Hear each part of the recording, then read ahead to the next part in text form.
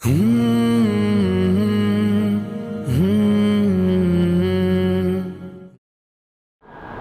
नशीन पर तशरीफ़ फरमा अकाबिरीन मिल्लत,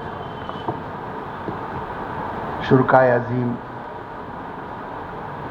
जैसा कि अभी बताया गया कि मुझे जो उन्वान दिया गया है, हिंदुस्तान में इस्लामी मुक़द्दसात का तहफ़्फ़ुज़, तो मैं आपसे ये अर्ज़ करना चाहूँगा कि जब हिंदुस्तान में मुक़द्दस मक़ामात का तसव्वुर हमारे जहन में आता है तो वो मस्जिदें होती हैं, दरगाहें होती हैं और आशूर खाने होते हैं। मेरा ये मुशाहिदा है कि नमाज के लिए मुसलमान मस्जिद जाते हैं, पूजा के लिए हिंदू मंदिर जाते हैं, माथा टेकने के लिए सिख गुरुद्वारे जाते हैं और ईसाई मास के लिए चर्च जाते हैं। लेकिन दरगाहें वो वाहिद मरकज़ है जहाँ पे हिंदू भी आते हैं, मुसलमान भी आते हैं, सिख भी आते हैं, ईसाई भी आते हैं। और इन दरगाहों पर इल्म से ज़्यादा अमल की पेशकशी होती है। चुनांचे एक वाक़या है कि हज़रत निज़ामुद्दीन औलिया की बारगाह में एक गैर मुस्लिम शख्स आया और 40 दिन का वहाँ चिल्ला किया।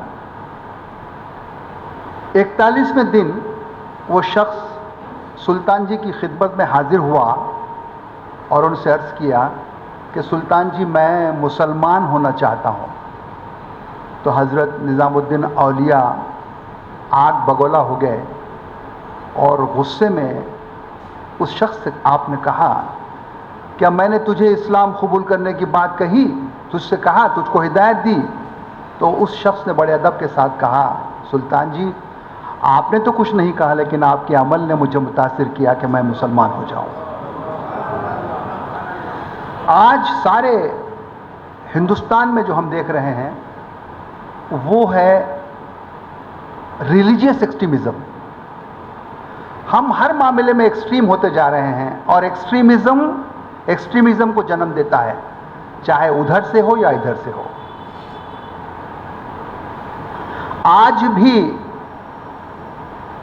इतने सोकाल खराब हालात के बावजूद अगर आप चेन्नई की मस्जिदों की तरफ चले जाएं, बेंगलुरु की मस्जिदों की तरफ चले जाएं, बल्कि हैदराबाद शहर की कई ऐसी मस्जिदें हैं जहां पर बेशुमार गैर मुस्लिम माएँ और बहनें अपने नौनिहालों को गोद में लेकर नमाजियों के बाहर आने का इंतज़ार करती हैं ताकि वो नमाजी उनको दुआ पढ़कर फूंकें।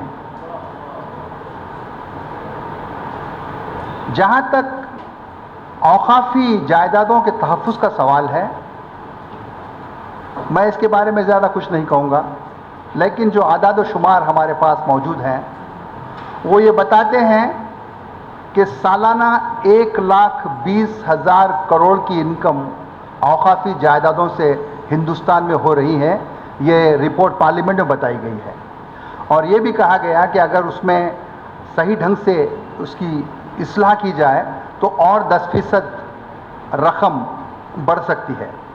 सवाल ये पैदा होता है कि इतनी बड़ी रकम अगर आ रही है तो जा कहाँ रही है?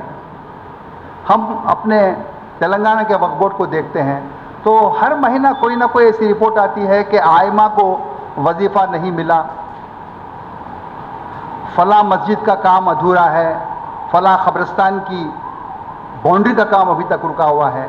तो ये बात समझ में नहीं आती।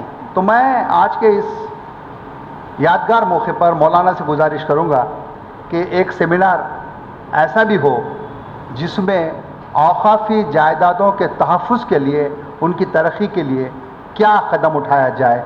अगर हम इस पर काम करते हैं तो यकीनन बहुत अच्छे नतीजे आ सकते हैं। हर बार हम सुनते हैं कि अगर जायदादों का सही इस्तेमाल हो तो मुसलमान कभी गरीब नहीं रहेगा। ये बातें कुछ अजीब सी लगती हैं।